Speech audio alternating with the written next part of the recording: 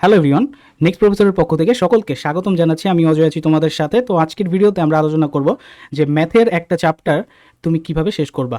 তো আগেই বলে রাখি, আমার ভিডিও যদি ফ্রিজ হয়ে যায় সেই ক্ষেত্রে তুমি স্লাইডের দিকে মনোযোগ দিও, ঠিক আছে? অডিওতে কোনো সমস্যা হবে না। তো বিগত ভিডিওতে কিন্তু আমরা কেমিস্ট্রি নিয়ে আলোচনা করছিলাম অ্যান্ড ফিজিক্স নিয়ে আলোচনা করছিলাম। যারা দেখো নাই তারা ভিডিওটা দেখে আসতে পারো।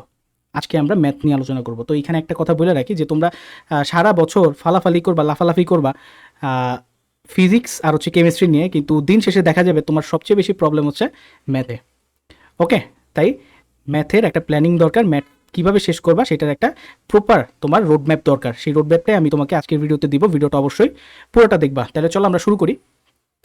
তো দেখো, প্রথমত তুমি যে চ্যাপ্টারই শুরু করো না কেন, ফর এক্সাম্পল আমি ধরে নিলাম তুমি ইন্টিগ্রেশন চ্যাপ্টারটা শুরু করবা। ইন্টিগ্রেশন চ্যাপ্টারটা তুমি শুরু করবে, এটা আমি ধরলাম। তো যে চ্যাপ্টারই শুরু করো না কেন, তোমার প্রথম কাজ হবে একটা ওয়ান শট দেখে ফেলা। একটা ওয়ান শট কত হয়? 5 থেকে 6 ঘন্টা হয়। তুমি ম্যাক্সিমাম 2 থেকে 3 দিনে কিন্তু ওয়ান শট দেখে ফেলবা। ওয়ান শটটা কেন দেখতে হবে? দেখো, ওয়ান শটটা তুমি দেখবা মেনলি তোমার একটা চ্যাপ্টারে, আসলে একটা চ্যাপ্টারের স্টোরিটা আসলে কি, একটা চ্যাপ্টারে কী টাইপের অঙ্ক আছে, চ্যাপ্টারটা কী দিয়ে শুরু হয়, কী দিয়ে শেষ হয়, চ্যাপ্টারের ইম্পর্টেন্ট পার্টগুলো কি, এইটা ভালো মতো বোঝার জন্য। অ্যান্ড মানে একটা ওয়ান শট দেখার মাধ্যমে তোমার কিন্তু ওই চ্যাপ্টারের গল্পটা ভিতরে ঢুকে যাবে। ওকে, এখানে একটা কথা বলে রাখি যে ওয়ান শট কিন্তু কোনো ভালো স্টুডেন্টের জন্য বানানো হয় না, পড়ুয়া স্টুডেন্টের জন্য বানানো হয় না। ওয়ান শট বানানো হয়, আমি যদি বাংলা ভাষায় বলি, সব গার্বেজ স্টুডেন্টের জন্য ওয়ান শট বানানো হয় একটা সান্ত্বনা হিসেবে। যারা ওয়ান শট বানায়, আমি নিজেও বানাইছি, তারাও জানে আমিও জানি, ওয়ান শট দেখেও কোনো কিছু চিনতে পারবে না। বাট যারা পড়ুয়া স্টুডেন্ট আসো তারা এই জিনিসটা থেকে বেনিফিট নিতে পারো। ওকে, সেই প্রসেসটাই আমি তোমার দেখাইতেছি। তুমি প্রথমত ওয়ান শট দেখবা। ওয়ান শট দেখা তুমি একটা চ্যাপ্টার সম্পর্কে একটা ভালো আইডিয়া নিয়ে আসবা। এই চ্যাপ্টারের এই অঙ্ক আছে, এই টাইপের অঙ্ক আছে, এইখান থেকে অঙ্ক বেশি আসে, এইখান থেকে বোর্ডে ভালো অঙ্ক, বেশি অঙ্ক আসে, এইখান থেকে এমসিকিউ টাইপের কোশ্চেন বেশি আসে। মানে মোটামুটি একটা ভালো স্টোরি তুমি নিজের ভিতরে জেনারেট করে ফেলতে পারো ওয়ান শট দেখা। অ্যান্ড ওয়ান শটে নর্মালি কিন্তু কাভার করা হয় বোর্ডের অঙ্কই, ঠিক আছে? বোর্ডের বাইরে অঙ্ক কাভার করা হয় না। তো বোর্ড সম্পর্কে তোমার ভালো আইডিয়া চলে আসবে। দেন এই যে দেখো, ওয়ান শট দেখলে না, এইটুক হেল্পই তুমি আউটসোর্সিং করবা, অর্থাৎ বাইরে থেকে নিবা। আর বাকি যে কয়টা স্টেপই আমি বলবো প্রত্যেকটা কিন্তু নিজে করবা। ওকে, এইটুক হেল্প জাস্ট তুমি তোমার টিচারের কাছ থেকে নিবা। ভালো অ্যাভেলেবেল ওয়ান শট আছে, যে কারো একজনেরটা দেখলেই হবে। এতে কোনো মানে বাছাবাছি কিছু নেই যে কাটটা ভালো কাটটা খারাপ, সবারটাই সেম, সবাই সেম জিনিসই করায়, সবাই সেম জিনিসই করায়। ওয়ান শটে কেউ এক্সট্রা জিনিসপাতি করে না। এটা অ্যাডমিশন টেস্ট হইলে আলাদা বিষয় ছিল। ওয়ান শটে সবাই সেম জিনিসই করে, বোর্ডের কয়েকটা কিছু করে দেবে, বোর্ডের ইম্পর্টেন্ট টাইপগুলো করে দেবে। সো এইখানে বাছাবাছি কিছু নাই।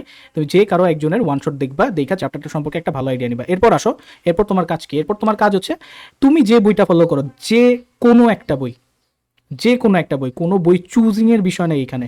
একটা কথা প্রচলিত আছে, ইঞ্জিনিয়ারিংয়ের জন্য নাকি কেতাব লাগে। এই যে তোমার সামনে বসে আছি, এসও আহমেদ করতাম।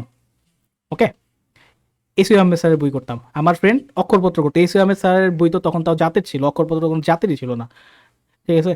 তো এই সব কেতাব মেতাব, এই সব বুকিচুকি করে লাভ নাই, এগুলো বাজারে ছড়ানো।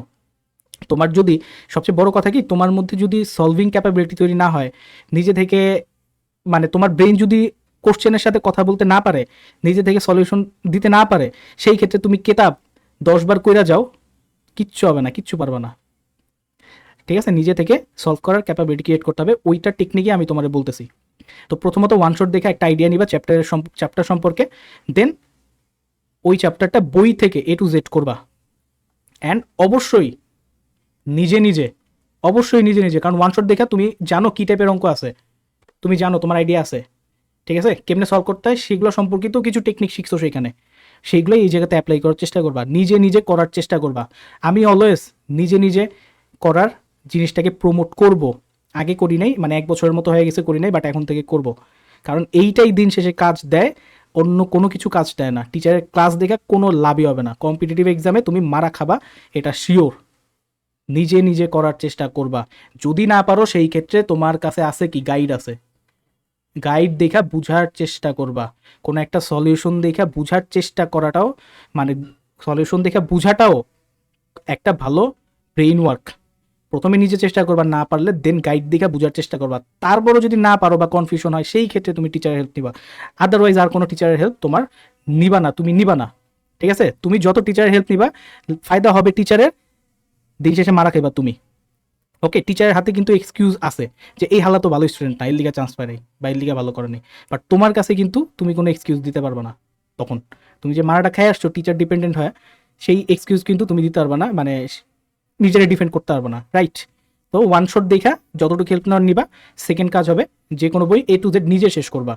A to Z বলতে হচ্ছে আমি সিকিউ MCQর কথা বলতেছি না, জাস্ট বইয়ের অঙ্ক যেগুলো আছে সেগুলোর কথা বলতেছি, নিজে শেষ করবা। এইবার আসো এই দুইটা স্টেপ, এই যে এটা ছিল কি আমার নাম্বার 1 স্টেপ, দেন এইটা হচ্ছে কি আমার নাম্বার 2 স্টেপ। এই দুইটা স্টেপ শেষ করার পরে তুমি পরের চ্যাপ্টারে মুভ করে যাবা। অ্যান্ড পরের চ্যাপ্টারে যখন তুমি মুভ করবা তখন প্রিভিয়াস চ্যাপ্টার মানে মাত্র তুমি যে চ্যাপ্টারটা শেষ করে আসছো সেই চ্যাপ্টারের MCQ বিশেষ করে, কারণ তোমার যদি বই ভালো মতো করা থাকে সিকিউ তোমার মানে কিছুই না, সিকিউতে জাস্ট একটু মেকআপ টেকআপ করে দেয়, তোমার ওই মেকআপটা সরায় আসল জিনিসটাকে চিনতে হবে, এইটুকুই জাস্ট। এমসিকিউ নিজে নিজে প্র্যাকটিস করবা। খবরদার MCQ যদি তুমি কোনো টিচারের ভিডিও দেখা করো তুমি রেড জোনে থাকবা, কিচ্ছু হবে না, তুমি পারবা না। MCQ নিজে নিজে করার চেষ্টা করবা। তোমার এই যে বইয়ের অঙ্ক তুমি যত বেশি করবা, মানে বইয়ে যে অঙ্কগুলো আছে এগুলো যদি ভালো মতো করো, MCQ তোমার কাছে দুধ ভাত। খালি তোমার প্র্যাকটিস করে সময়ের মধ্যে শেষ করার অ্যাবিলিটিটা ক্রিয়েট করতে হবে, আর সেইটা নিজে নিজে প্র্যাকটিস করার মাধ্যমেই আসবে, কেউ করায় দিলে সেটা আসবে না। তো যখন তুমি পরের চ্যাপ্টারে মুভ করে গেছো তখন তুমি প্রিভিয়াস চ্যাপ্টারের MCQটা বিশেষ করে প্লাস হচ্ছে সিকিউ যতটা পারো করবা। তো এই 3টা স্টেপেই তোমার কিন্তু একটা চ্যাপ্টার শেষ। HSC লেভেলে এই 3টা স্টেপ এনাফ।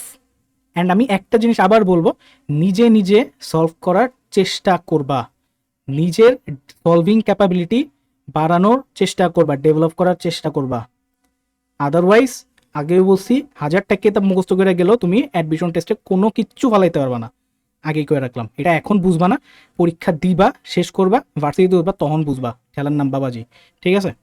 এরপর আসো এইটুক যদি শেষ করো এনাফ, HSCর জন্য বেস্ট। ইভেন শুধু HSC না, এইটা তুমি অ্যাডমিশন ফেজেও একটা ভালো স্টার্ট দিবে। তো তোমার কাছে যদি আরও সময় থাকে, ধৈর্য থাকে, সেই ক্ষেত্রে তুমি এর পরবর্তী যে পার্ট স্টেপ 4, এটা ম্যান্ডেটরি কিছু না, মানে HSCতে ম্যান্ডেটরি কিছু না, তুমি চাইলে কনসেপ্ট বুক অথবা কোশ্চেন ব্যাংক যে কোনো একটা একটু প্র্যাকটিস করে দেখতে পারো। আমি বলবো কোশ্চেন ব্যাংক। কনসেপ্ট বুকটা তুমি যখন মনে করো ইঞ্জিনিয়ারিং প্রিপারেশন নিবা, বা অনেকেই তো ইঞ্জিনিয়ারিং প্রিপারেশন নিবা না, সেই ক্ষেত্রে তার ক্ষেত্রে তো আর কনসেপ্ট বুক বলতে হচ্ছে ইঞ্জিনিয়ারিং কনসেপ্ট বুক পড়ার কোনো মানে নেই। তো যারা ইউনিভার্সিটি প্রিপারেশন নিবা সেই ক্ষেত্রে তোমরা ভার্সিটি কোশ্চেন ব্যাংক, আর যারা ইঞ্জিনিয়ারিং প্রিপারেশন নিবা ইঞ্জিনিয়ারিং কোশ্চেন ব্যাংকটা জাস্ট একটু গাইটা প্র্যাকটিস করবা, যদি সুযোগ থাকে, সময় থাকে, ধৈর্য থাকে সেই ক্ষেত্রে। আদারওয়াইজ এটা এই স্টেপে স্কিপ করতে পারো, এটা নিয়ে মাথা ঘামানোর দরকার নেই। তো দিন শেষে আরেকটা কথা আবার বলবো যে ভাই, টিচারের হেল্প যতটা কম পারা যায় ততটা কম নাও, অ্যান্ড নিজে চেষ্টা করো, নিজে সলভ করার চেষ্টা করো। নিজে চেষ্টা করলেই সলভিং ক্যাপাবিলিটি বাড়বে। টিচারের হেল্প যত বেশি নিবা তত তুমি নিজেরে মারা দিবা। এইটা এখন হয়তো বুঝবা না, বাট অ্যাডমিশন ফেজে যায় ঠিকই জিনিসটা ফিল করবা। তাই নিজে চেষ্টা করো যত মিনিমাল হেল্প টিচারের কাছ থেকে নেওয়া যায়, এটা এনশিওর করো। ওকে, তাহলে আজকে এই পর্যন্ত রাখলাম, দেখা হবে পরের ভিডিওতে। ধন্যবাদ সবাইকে।